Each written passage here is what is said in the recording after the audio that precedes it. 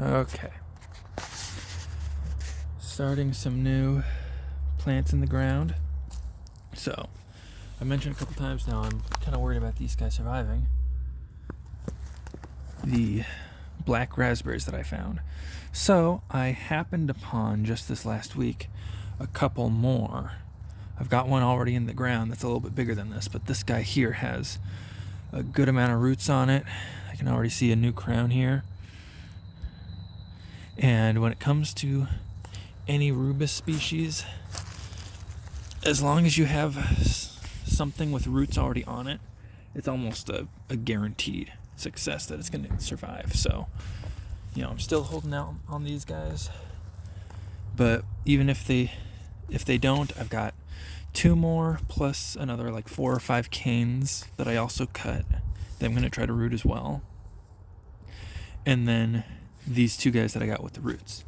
So worst case scenario, I'm definitely going to have some new ones if these guys don't make it. But more than likely, I'm just going to have a bunch of extra ones, which is going to help. It's going to help speed up production. Because instead of just starting out with 2, I'll have at least 4 in the ground. And so I'll have, 4 times or at least twice the amount of canes for next year, since these guys aren't actually going to produce anything this year. So I'm just going to put it in the ground here. I'm not going to wood chip over here just yet. I might wait a week or so just because the weekend is almost over. And so, see if I can do this one-handed. So I'm not being super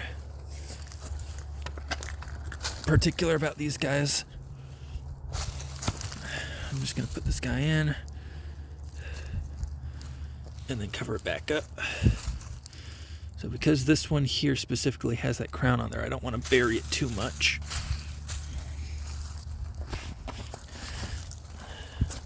Okay.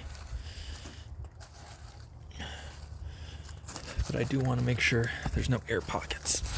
So put that in. There we go. And that's probably all it's going to need. I know where it is because the little cane is sticking out. And as soon as those new sprouts come out, I'm going to trim that off. This is my other one here. It's a lot thicker, and just like that other one, the leaves are kind of pointing down towards the ground. So this is how black raspberries like to spread, is when they send out new canes, they like to arc and then point back down into the ground. And if they can touch the ground, they will root and create a new crown to send out new canes, and it'll kind of just bounce back and forth and back and forth. And that's kind of how they like to spread. Blackberries do the same thing. I think raspberries can. I haven't really seen it though. And then, like I said, I'll come through and I'll wood chip some of this area as well. So I wanted to show you guys one other thing real quick. I got this guy here. This is it's a pomegranate. Yeah, pomegranate. I just got it this last weekend and put it in the ground yesterday. Super excited for it. There's a couple different ways to prune these. I'm probably going to go with, I'm going to have 3 main canes. I'm not sure if it's going to be these 2 and maybe this guy here. I might wait until next fall to see how it grew and then decide kind of how I want to prune it. But this is the wonderful variety, which goes down to 7, zone 7. I am in zone 8B or A, I can't remember which. So it should do fine here.